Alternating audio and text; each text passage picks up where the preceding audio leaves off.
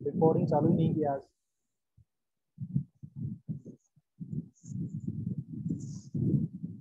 Tension भी एक force है बेटा, फोर्स का नाम है ये, ठीक है ना। आप जो टेंशन की बात कर रहे हो वो वाली टेंशन नहीं है, और इसको भी हिंदी में तनाव कहते हैं, इस टेंशन फोर्स को, ठीक है ना। और वैसे टेंशन का मतलब क्या, दिमाग में खिंचातानी, जैसे ही यहाँ पे रस्सी के साथ, रस्सी से जो खिंचातानी करता है ना, रस्सी बांध के किसी को खींच रहे हैं, तो वो जो फोर्स होता है ना उसको टेंशन बोलते हैं, जो रस्सी लगाती है किसी ऑब्जेक्ट पे। समझ में आ रही है ना बात? अरे समझो मेरी बात।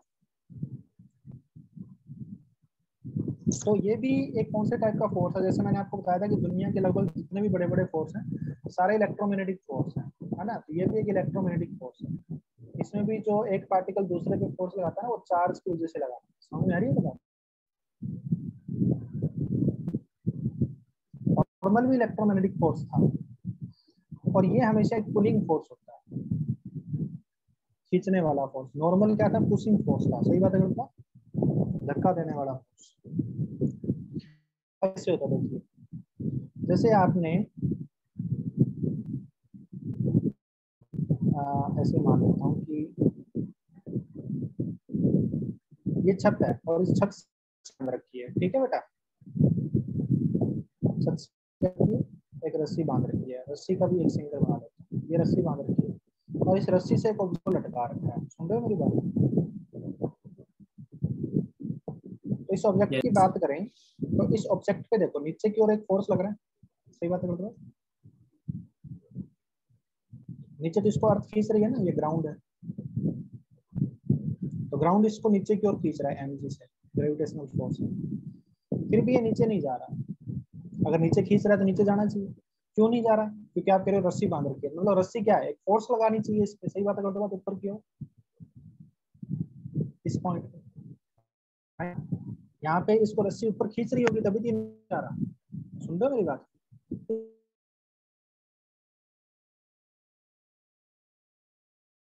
आपकी आवाज नहीं, आपकी आवाज नहीं आ रही सर। जो रस्सी इसके ऊपर की ओर लगा रही है, इसको नीचे अर्थ की पकड़ के इसको खींच रही है। सही बात है बेटा, सुन रहे हो मेरी बात?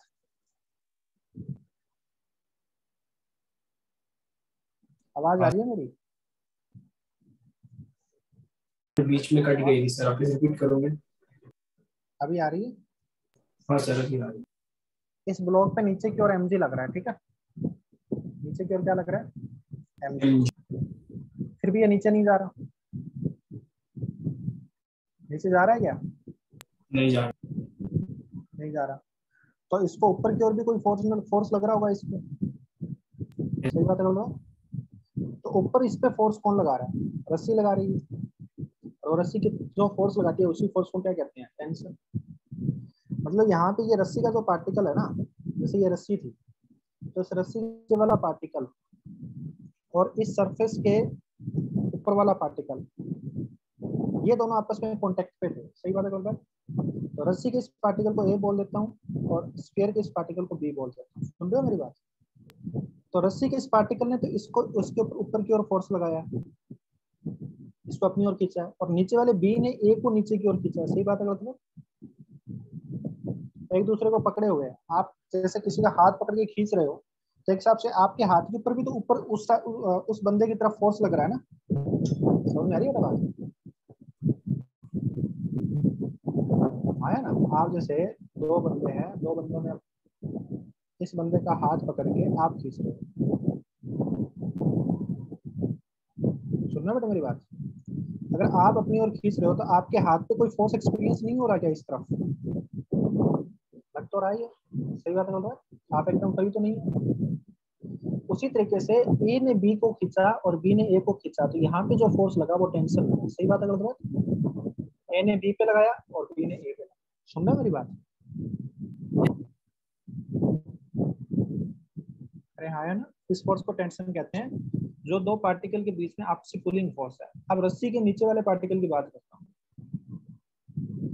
रस्सी का जो नीचे वाला पार्टिकल है, इस पार्टिकल को नीचे की ओर खींचा जा रहा है टी टेंशन से। तो ये पार्टिकल नीचे क्यों नहीं जा रहा? मान लेते हैं रस्सी का कोई मास नहीं है, चलो एक बार मास है छोड़ लेते हैं। इस पार्टिकल की बात करें, छोटे से पार्टिकल की, तो इस छोटे से पार्टिकल के ऊपर नीचे की ओर फोर्स लग रहा है टी, और छोटा सा एक मास है इसका, इसका मास है डीएम, छोटा सा मास है इसलिए डीएम लिख रहा हूं। तो डीएम इंटू जी, अर्थ भी इस पे फोर्स लगा रही है, सही बात है गलत बात? तो ये पार्टिकल नीचे क्यों नहीं जा रहा रस्सी का? क्यों? क्योंकि ऊपर वाले पार्टिकल से अटैच्ड है, ये नीचे वाला पार्टिकल यहाँ के एक पार्टिकल से अटैच्ड है, सही बात है गलत बात? रस्सी के अंदर बहुत सारे पार्टिकल्स हैं, तो ये जो ऊपर वाला पार्टिकल है, इस पार्टिकल को सी बोल देता हूँ, ये था ए, नीचे वाला बी, और ये पार्टिकल सी है। तो ये जो सी पार्टिकल है, ये इसको ऊपर की ओर खींच रहा है। अरे हाँ यार, सुन रहे हो बेटा मेरी बात? हाँ सर। और ये इसको ऊपर की ओर खींच रहा है विद द फोर्स T1 से, और इसने इसको ऊपर की ओर खींचा, तो सी को इसने खींचा नीचे की ओर T1 से, सही बात है गलत? फिर यही सेम कहानी सी की होगी। सी की बात करें तो सी का भी मास छोटा सा डीएम है, सही बात है गलत? तो सी को नीचे की ओर खींचा जा रहा है T1 से।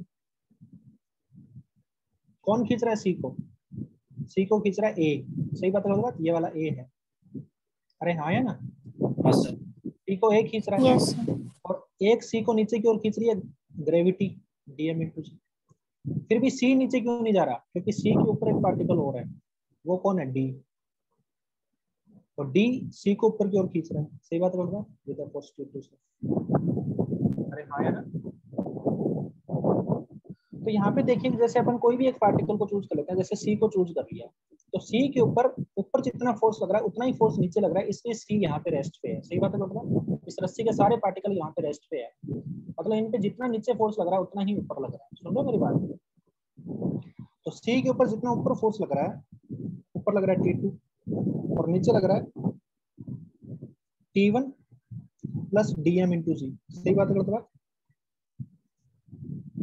लग रहा है ना? तो ये टोटल फोर्स हो गया नीचे की ओर,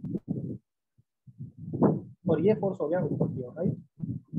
तकलीफ है किसी को? तो ऊपर का फोर्स वोल्ट इक्वल टू नीचे का फोर्स। अरे हाँ है ना?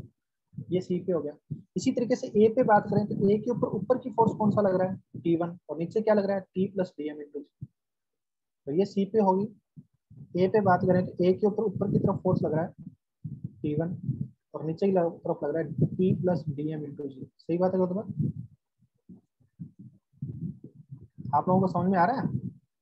हाँ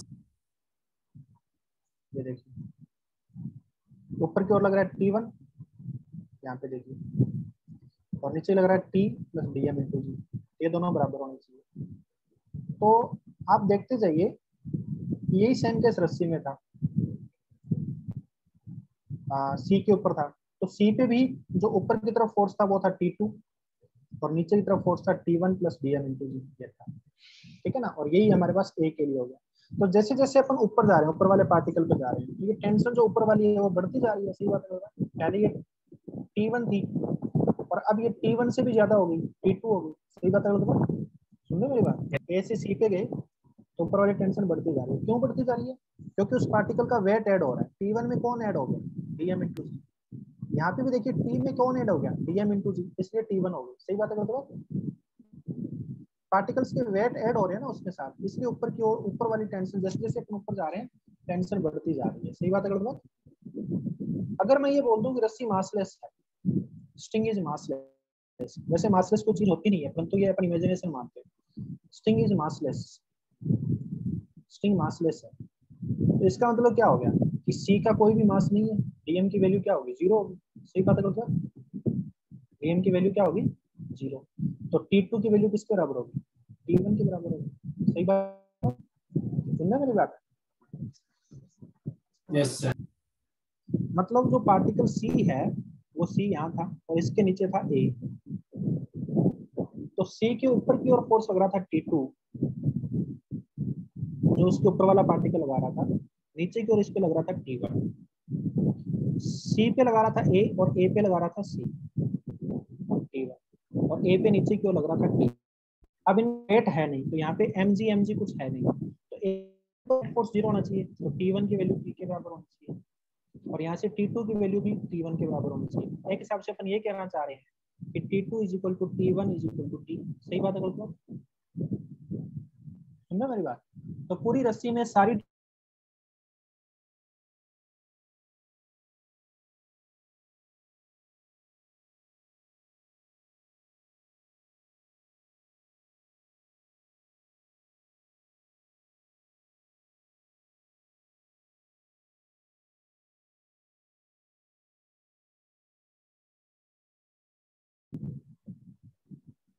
then tension at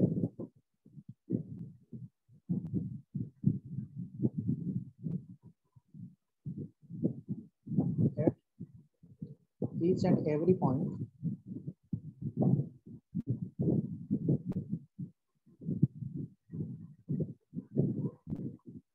is same। सही बात है दोस्तों, सेम इन द स्टेट। अरे समझ में आया सही बच्चों को? छाप लो भाई। आवाज आ रही है कि तुम लोग रिप्लाई नहीं करते हो एक तो। Yes sir.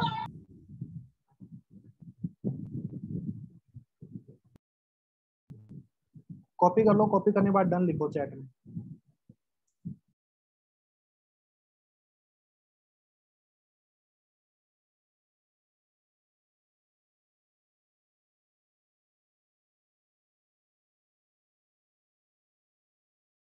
हो गया कॉपी?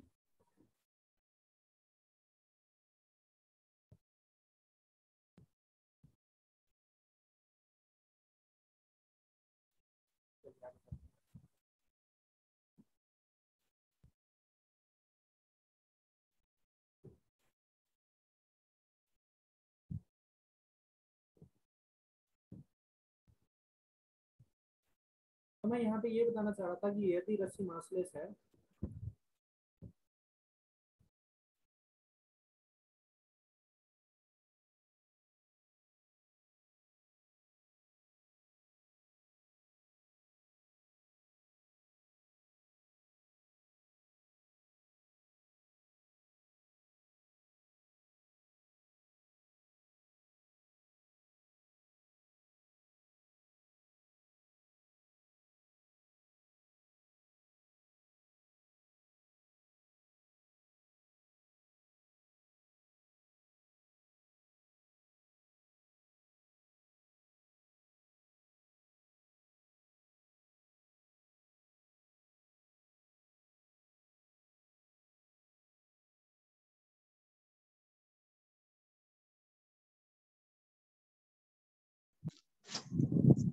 आवाज आ रही है मेरी?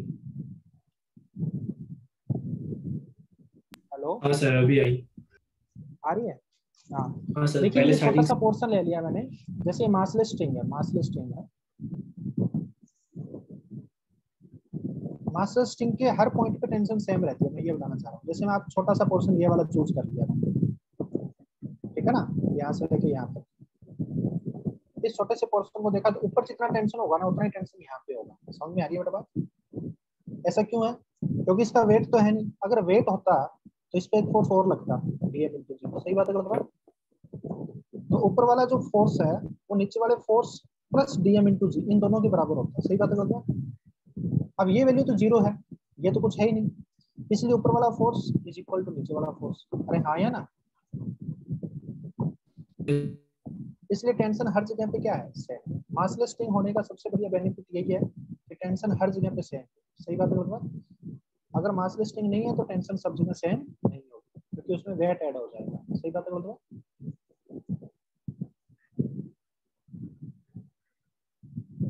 यस। आगे चलता हूँ।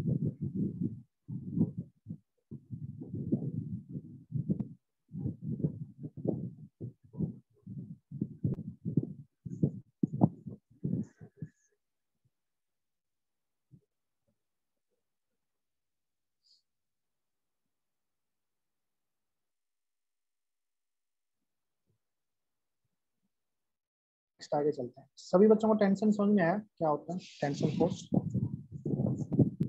Yes sir. अब न्यूटन के लॉ पे आते हैं। न्यूटन का फर्स्ट लॉ क्या कहता है?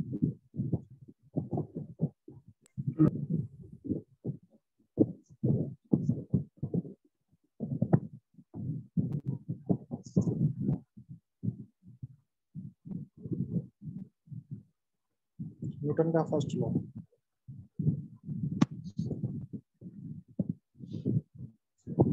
तो यहाँ पे डेफिनेशन लिख लेना।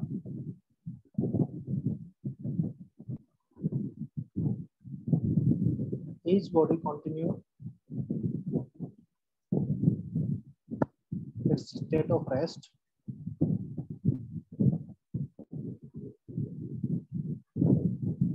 or state of motion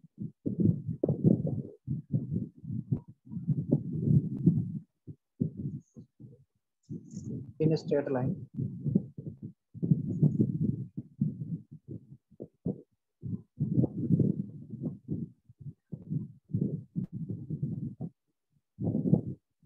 until or unless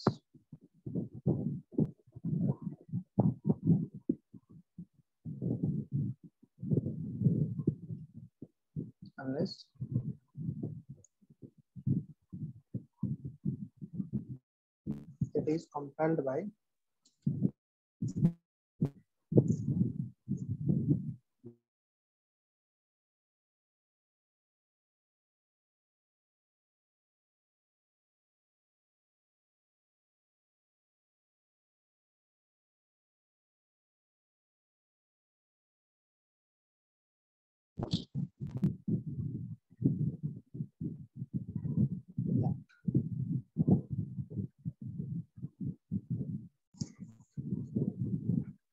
कोई भी बॉडी अपने जिस भी स्टेट में है, अगर वो रेस्ट पे है तो रेस्ट पे ही रहेगी, continues it's state of rest या फिर स्टेट ऑफ मोशन। ठीक है ना?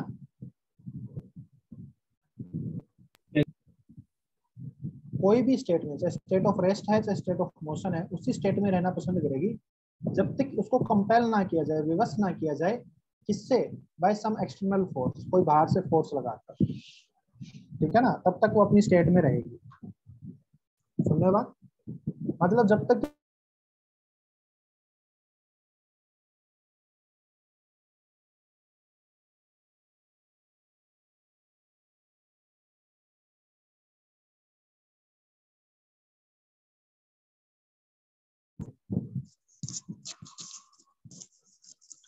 आवाज नहीं आ रही?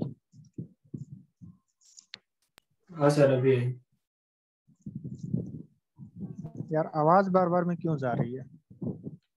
हाँ सर।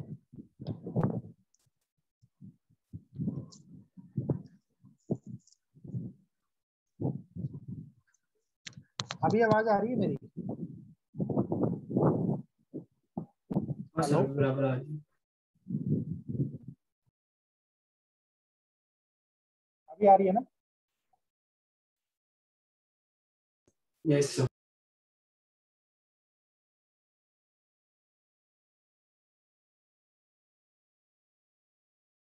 तो यहाँ पे हमारे पास ये कह रहा है कि कोई भी बॉडी अपने स्टेट ऑफ रेस्ट या स्टेट ऑफ मोशन को, स्टेट ऑफ रेस्ट या फिर स्टेट ऑफ मोशन को कंटिन्यू रखेगी।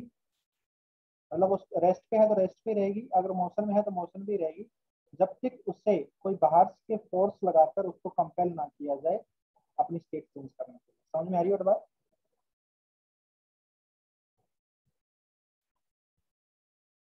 यस।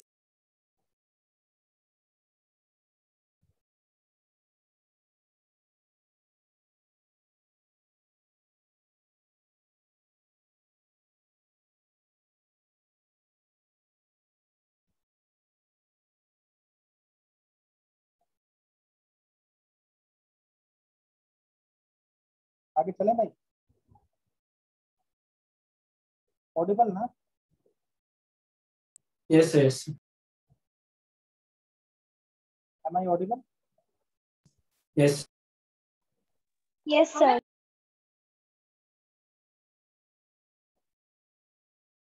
हेलो?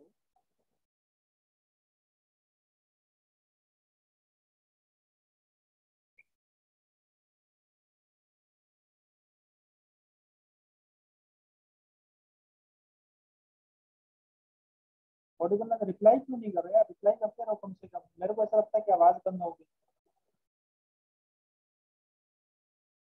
रिप्लाई करते रहो, ठीक है? ठीक है सर।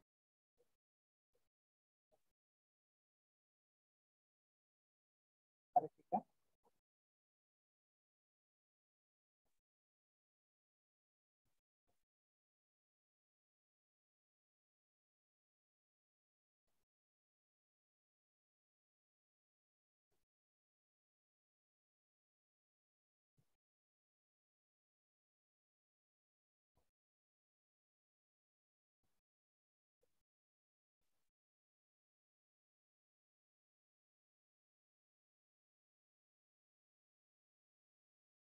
अच्छा, आप लोगों की आवाज मेरे को नहीं आ रही है।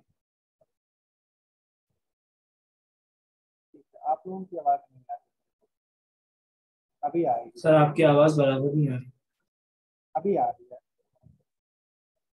ठीक है।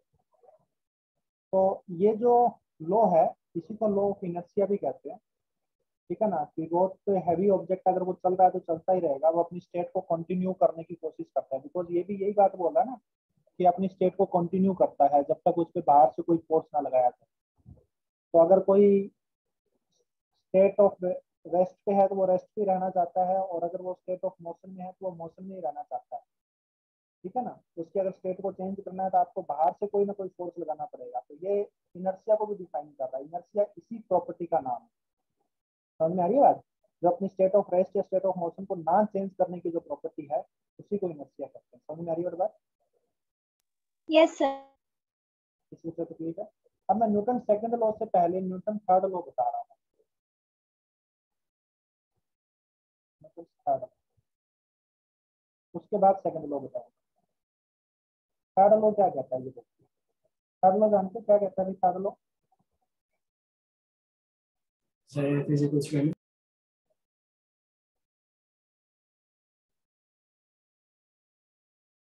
तो every action there is equal and opposite reaction.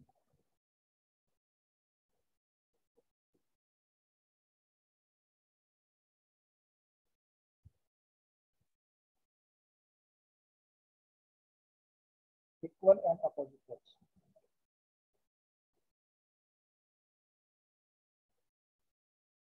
ठीक है बेटा?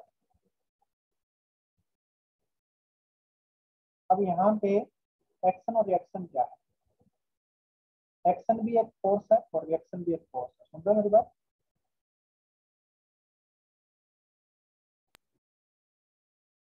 तो यहाँ पे जो टर्म्स एक्शन और रिएक्शन है, वो भी कुछ नहीं है, बस वो फोर्स ही है, ठीक है ना? ये भी एक फोर्स है और ये भी एक फोर्स है। तो ये कह रहा है कि अगर आप यहाँ हो और आपने अगर कोई ऑब्जेक्ट पे फोर्स लगाया है, ठीक है भाई? आवाज आ रही है मेरी? आ रही। आपने किसी ऑब्जेक्ट पे फोर्स लगाया है, आपने इस पे फोर्स लगाया इस डायरेक्शन में, तो आपके हाथों पर भी इस डायरेक्शन में फोर्स लगा है, और ये किसने लगाया? ये इस ऑब्जेक्ट ने लगाया। अगर आप इसमें से किसी भी फोर्स को एक्शन बोल देते हो, तो ये वाला फोर्स रिएक्शन है। समझ में आ रही है बात? सर आपकी आवाज नहीं आ रही। सर आपकी आवाज नहीं आ रही।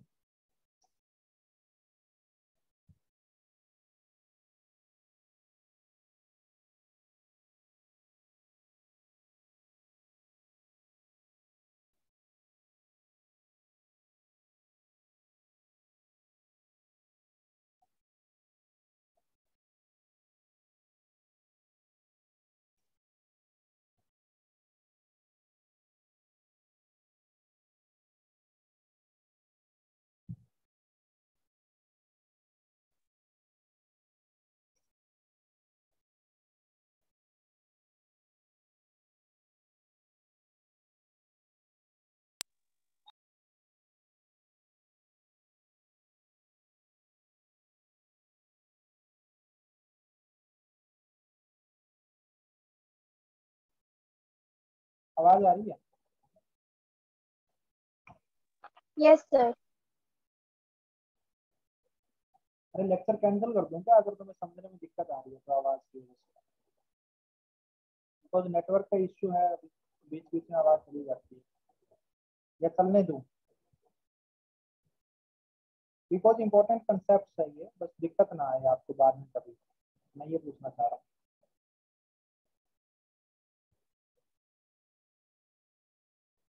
सर आपके ऊपर। Hello, reply in the chat box यार। आप लोगों की आवाज मुझे नहीं आ रही है, मेरी आपको नहीं आ रही।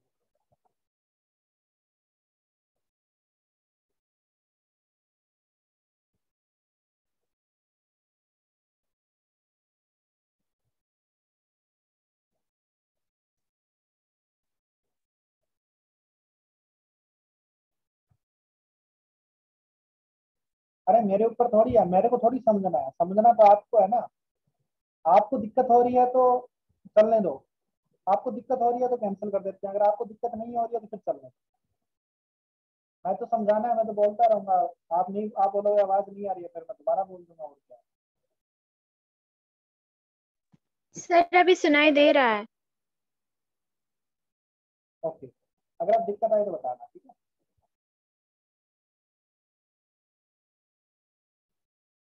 देखिए, इस इंसान ने इस पे फोर्स लगाया तो ये एक्शन हुआ, तो ये ब्लॉक जो है इस आदमी पे फोर्स लगाएगा तो रिएक्शन है, इसको रिएक्शन बोलते हैं। आप ऐसा भी कर सकते थे कि इसको एक्शन बोल दो तो ये रिएक्शन हो जाता है। समझ में आ रही है बात? किसी भी एक फोर्स को एक्शन और किसी दूसरे को रिएक्शन बोल सकते हैं। दूसरी बात और देखो, ये एक्शन और रिएक्शन जो हुए हैं, मतलब एक ने इस पे फोर्स लगाया, एक ने इस पे लगाया, ये दोनों सेम बॉडी पे नहीं है। एक्शन इस बॉडी पे है और रिएक्शन इस बॉडी पे। समझ में आ रही बात? इसने अगर उस पे फोर्स लगाया तो इसने इस पे लगाया, अपोजिट डायरेक्शन में। अरे हाँ है ना, ये कहानी होगी। तो action and reaction acts on the opposite, in the opposite direction. सबसे पहली बात तो ये है, एक्शन एंड रिएक्शन पहली बात are nothing but force, are nothing but force. दूसरी बात ये है, action and reaction acts in the opposite direction.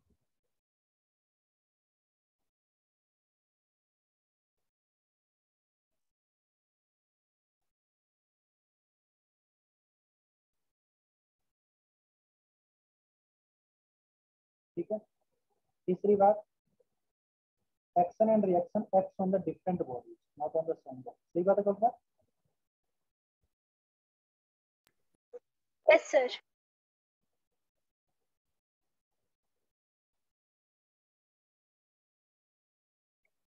Act on different body,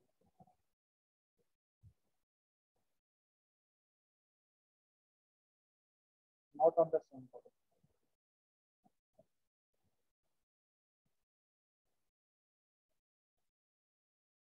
ठीक है। चौथी बात, any force can be termed as action and other as reaction. समझ में आ रही बात? Can be termed as action and other as reaction. सुन रहा मेरी बात? अगली बात, action and reaction acts at the same time. कोई ऐसा मत सोचे कि पहले एक्शन हुआ और उसके बाद में रिएक्शन हुआ। समझ में आ रही है बात? जैसे ही इस आदमी ने इस पे फोर्स लगाया, उसी इंस्टेंट पे इस पे लगा, बिल्कुल भी टाइम डिले नहीं है, बिल्कुल भी। टच करने के साथ ही फोर्स लगने लग गया। सही बात है Kalpana? Act at same time without any time delay. समझ में आ रही है बात?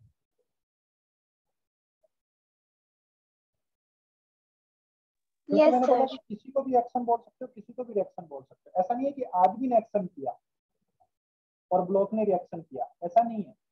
ब्लॉक ने एक्शन किया, आदमी ने रिएक्शन किया, क्योंकि ये दोनों एक साथ ही फोर्स लग रहा था। आप दोनों में से किसी को भी एक्शन बोल सकते हो, राइट? बस ये वर्ड ऐसे यूज हो गए ना कि एक्शन और रिएक्शन, तो इससे सबको ये लगता है कि पहले एक्शन हुआ फिर रिएक्शन हुआ, राइट? ऐसा नहीं है। दूसरी बात, सबसे मेन इंपॉर्टेंट बात ये है कि आपको ये बात का विशेष का ध्यान रखना कि एक्शन और रिएक्शन डिफरेंट बॉडीज पे लगते हैं। एक ही बॉडी पर अगर एक पे ही आपने एक्शन बोल दिया, इसी पे रिएक्शन बोल दिया, तो फिर इस पे तो नेट फोर्स हमेशा 0 हो गया ना, तो ये तो कभी चलेगी नहीं। सही बात है मतलब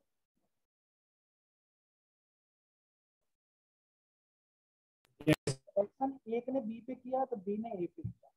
ये सारे पॉइंट्स होते हैं एक्शन और रिएक्शन को लेकर, इंपॉर्टेंट ध्यान में रखना, ठीक है बेटा।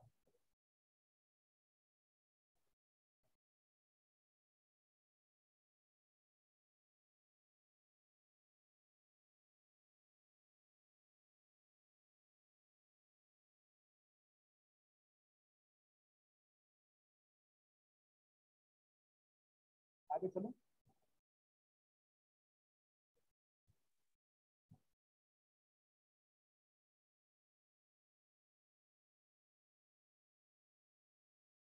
नेक्स्ट बात करता हूँ सिस्टम के बारे में।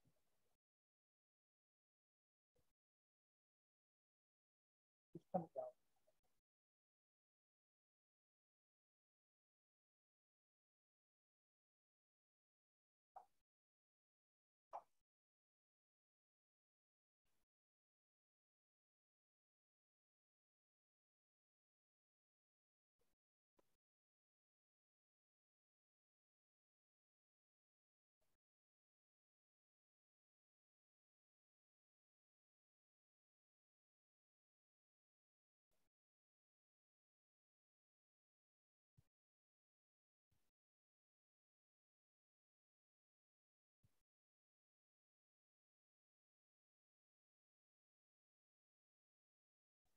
सिस्टम होता है कि कोई भी दो या दो से अधिक ऑब्जेक्ट्स को, टू और more than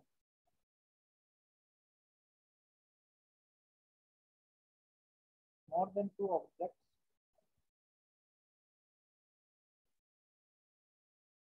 interact with each other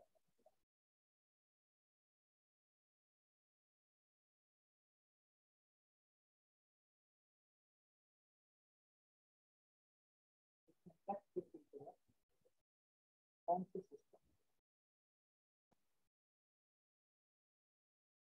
आप दो से अधिक लोगों, दो से अधिक चीजों को, दो या दो से अधिक चीजों को एक साथ पढ़ सकते हैं एक सिस्टम मानकर। ये पूरा एक सिस्टम है। जैसे अपन 4-5 लोगों को मिला के एक फैमिली बोल सकते हैं ना, ये पूरी एक फैमिली। सुन रहे मेरी बात?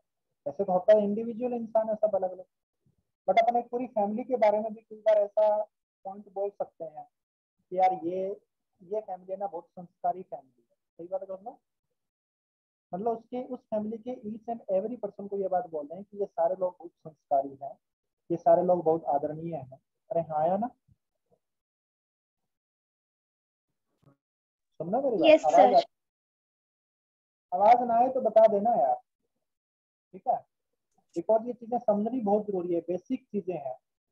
अगर ये समझ में नहीं आएगी तो फिर दिक्कत हो जाएगी, ठीक है?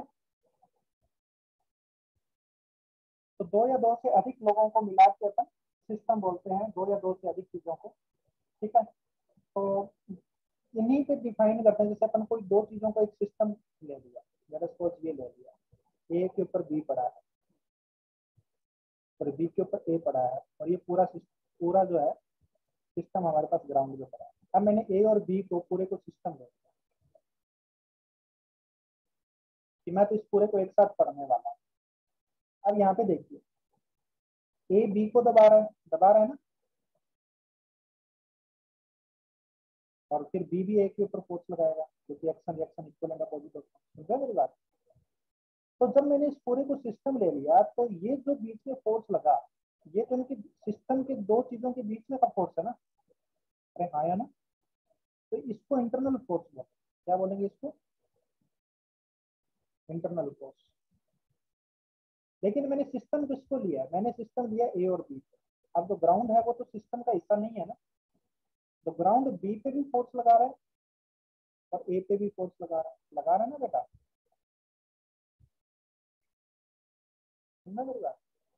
तो ये जो फोर्स है ये सब क्या एक्सटर्नल फोर्स है, ये बाहर के कोई चीज ने लगाए हैं। ये किसने लगाए हैं? ये ग्राउंड ने लगाए हैं, और ग्राउंड सिस्टम का हिस्सा नहीं है। अरे हाँ या ना?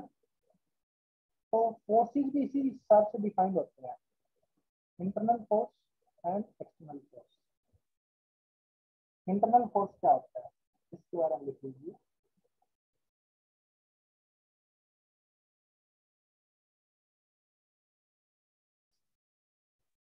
forces acting between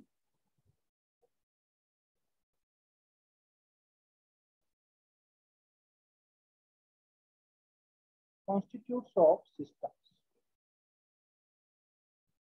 Constitutes मतलब जिनसे मिलकर सिस्टम बना है, सही बात है मतलब?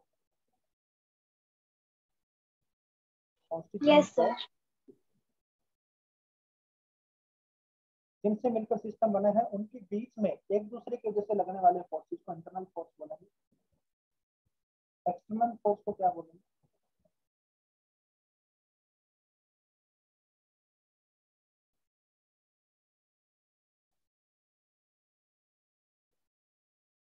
Forces acting on any constituent of the system, acting on constituents of system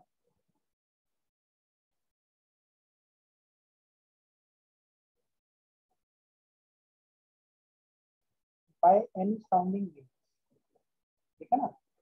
By the outside sounding.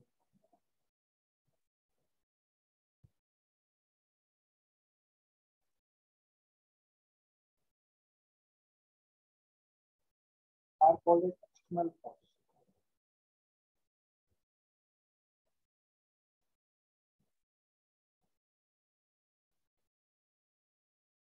ठीक है बेटा?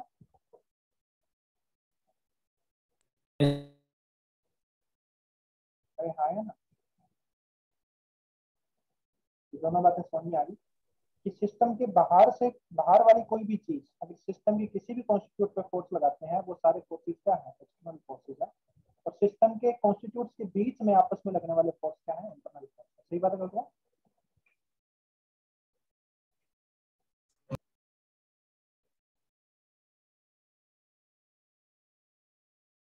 समझ में आया सही बच्चों को? हाँ सर। आवाज आ रही है ना आपको कंटिन्यूअसली? Yes, sir.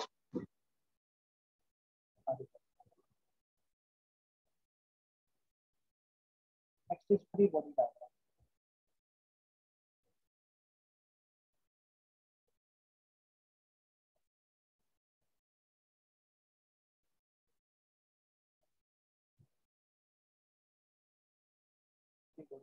इसको शॉर्ट में अपन एफबीटी बोलते हैं।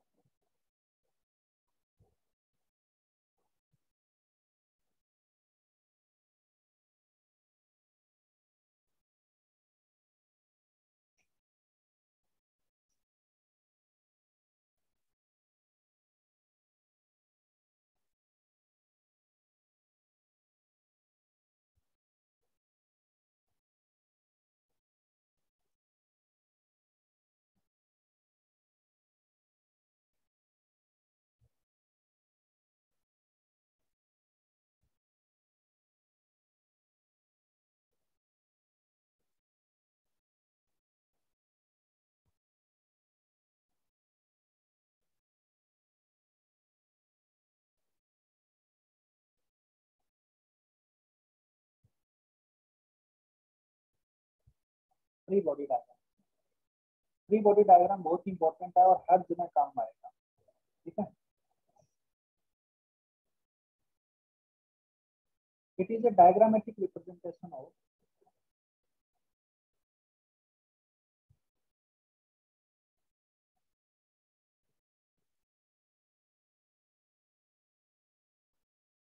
it is a diagrammatic representation of a single body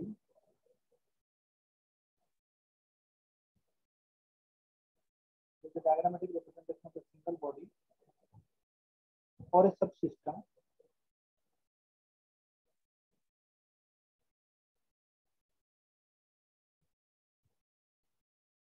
or a subsystem of the body or a subsystem of the body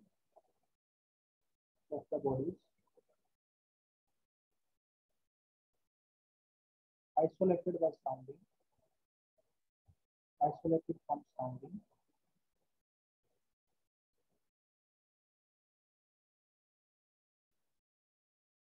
showing all the force acting on it.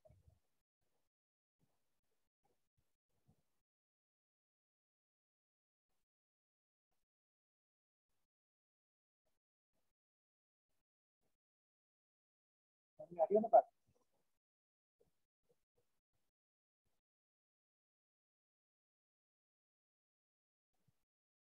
Sir नहीं समझ। Am I audible? Yes, sir. हाँ.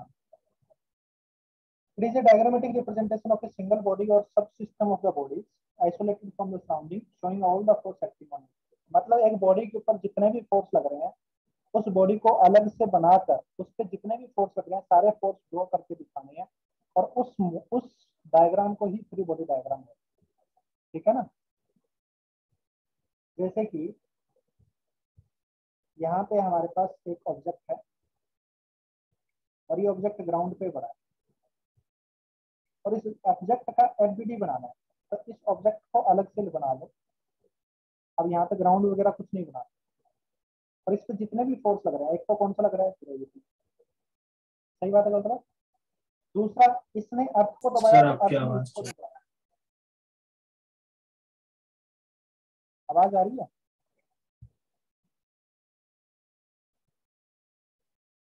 Am I audible?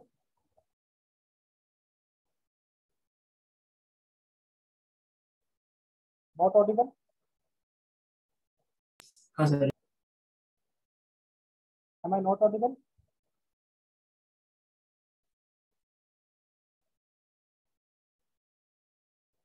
Hello, आ आवाज रही आ है रही है? Sir आवाज. हाँ सर.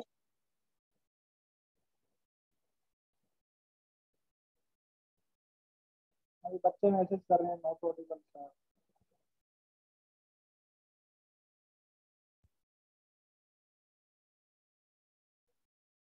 यस सर का क्या मतलब है? आ रही है नहीं आ रही है? आज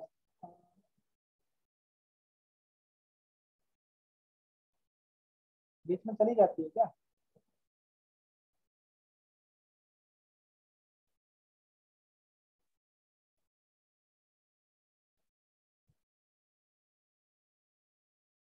सर आपको हमारी आवाज आ रही है?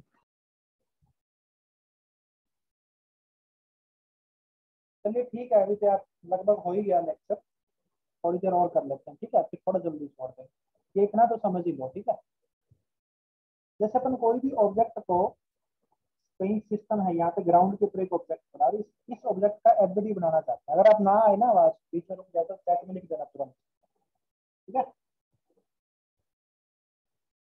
तो ये ऑब्जेक्ट को अपन इसका एफबीडी बनाना चाहते हैं तो आप इसको आइसोलेट कर लो. Isolate from the surrounding. Surrounding से आइसोलेट कर लो. तो सराउंडिंग कौन है? इसके ग्राउंड है. इस ग्राउंड से अपने अलग कर दिया और इसके ऊपर जितने भी फोर्स लग रहे हैं, showing all the force acting on, जितने भी फोर्स लग रहे हैं सब इस पे ड्रॉ कर रहे हैं. एक तो इसका एमजी लग रहा है, आप लगा रही है इसको. फिर उसके बाद में कॉन्टैक्ट सरफेस देखो. कॉन्टैक्ट सरफेस देखोगे तो कॉन्टैक्ट सरफेस पे देखेंगे तो इसने ग्राउंड को प्रेस किया तो ग्राउंड ने इसको प्रेस किया. सही बात है मतलब? तो यहाँ पे इसको नॉर्मल लगा तो ये इसका एफबीडी बनेगा. समझ में आ रही है बात? इसके अलावा और कोई फोर्स नहीं लग रहा. तो सबसे पहले तो क्या करना है? सबसे पहले जिसका एफबीडी बनाना है, ठीक है ना, जिस बॉडी का एफबीडी बनाना है उसे आइसोलेट करना है. ठीक है ना? जिस बॉडी या सिस्टम का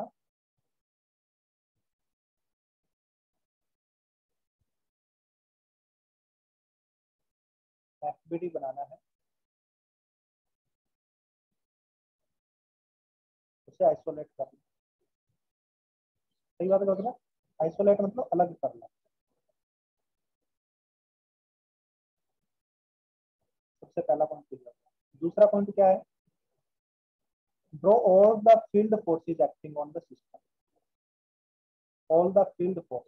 फील्ड फोर्स मतलब ग्रेविटेशनल फोर्स या फिर non contact force. That is non contact force.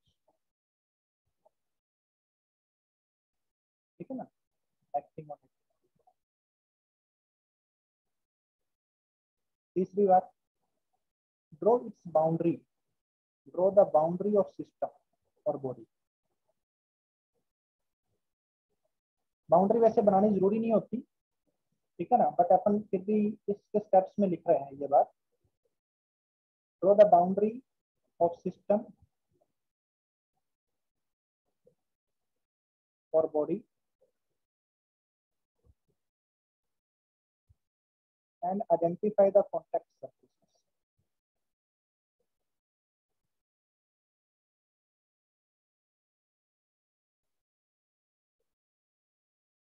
Contact surfaces with external objects. Contact surfaces with surrounding. मतलब वही कॉन्टेक्ट सरफेसेस आइडेंटिफाई करनी है जो सराउंडिंग के साथ कॉन्टेक्ट में. Identify the contact surfaces which are in contact with sound, which are in contact with sound. समझ में आ रही है बात? Fourth, Yes, sir. draw the contact forces at the contact surfaces. Contact force at the contact surfaces, if any.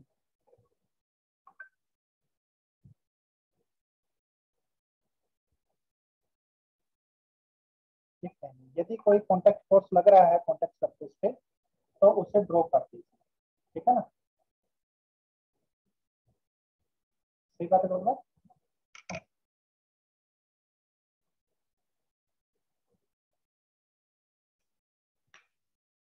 सही बच्चों में आवाज आ रही है ना?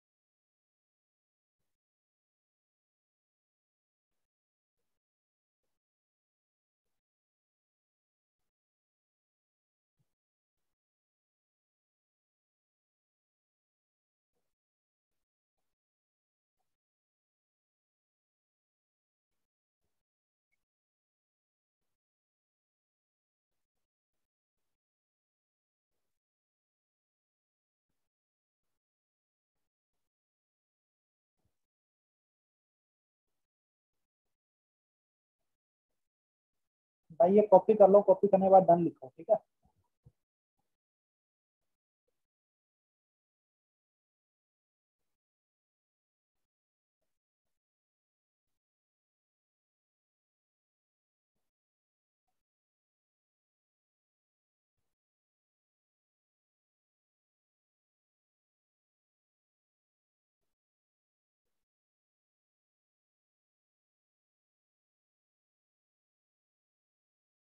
कॉपी कर लो, कॉपी करने के बाद डन लिखो. ठीक है?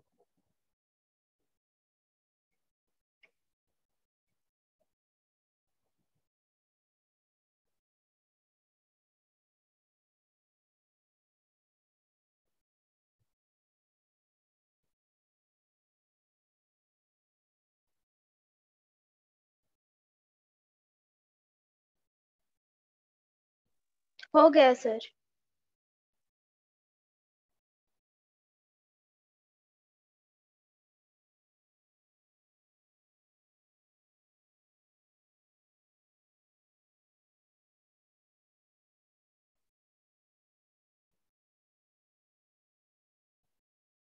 चलिए अब मैं आपको एक छोटा सा क्वेश्चन देता हूँ.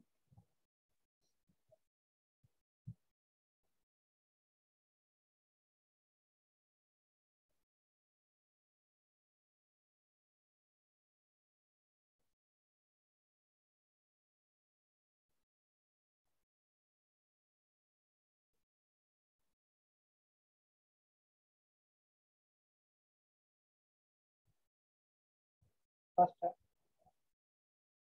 draw the FBD of block.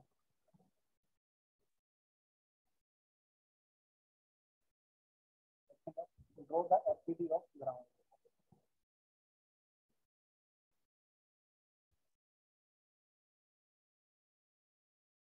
होने बाद डन लिखो. ठीक?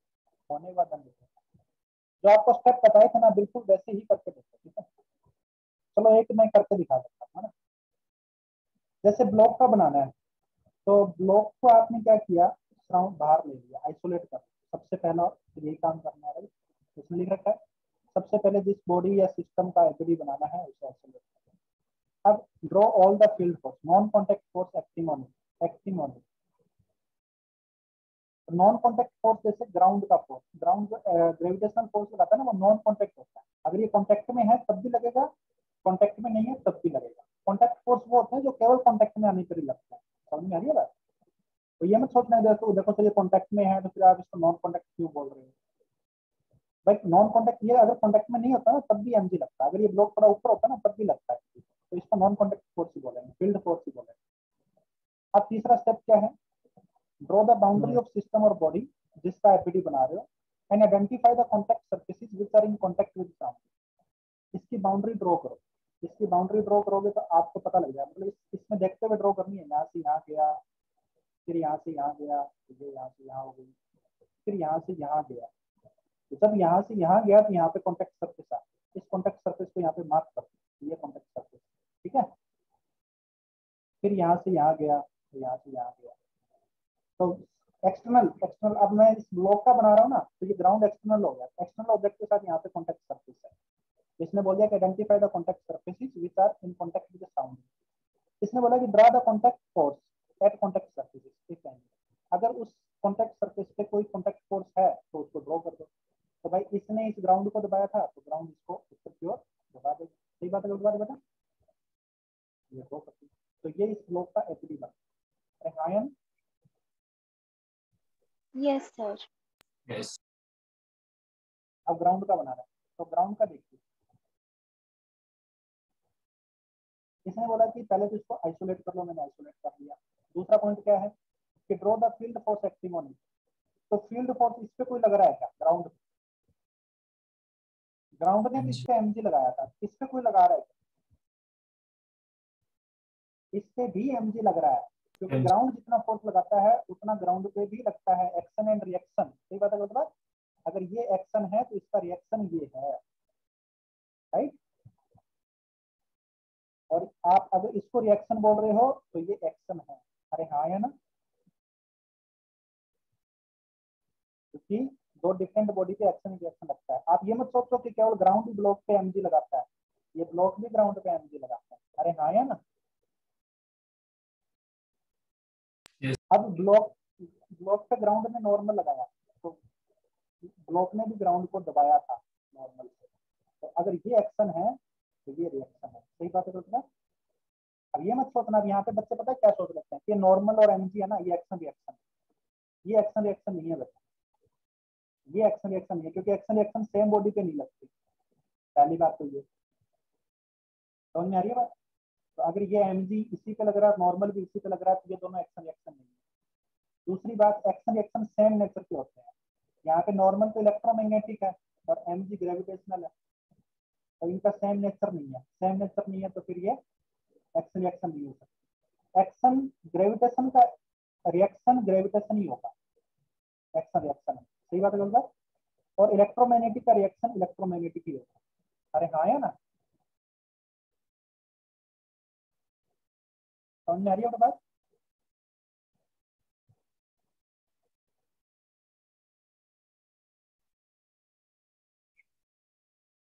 समझ में आ रही है बात सभी को? Am I audible? Yes, sir. ये समझ में आया सभी को जो मैंने समझाया अभी?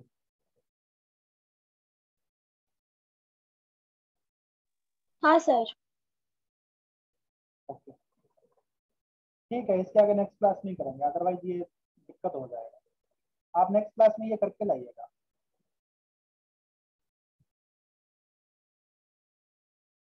ये एक ब्लॉक है ए, ये है बी और ये है ग्राउंड, ठीक है।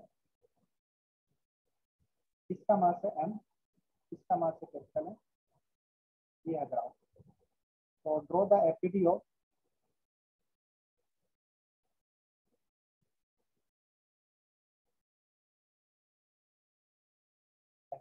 ए बी एंड ग्राउंड,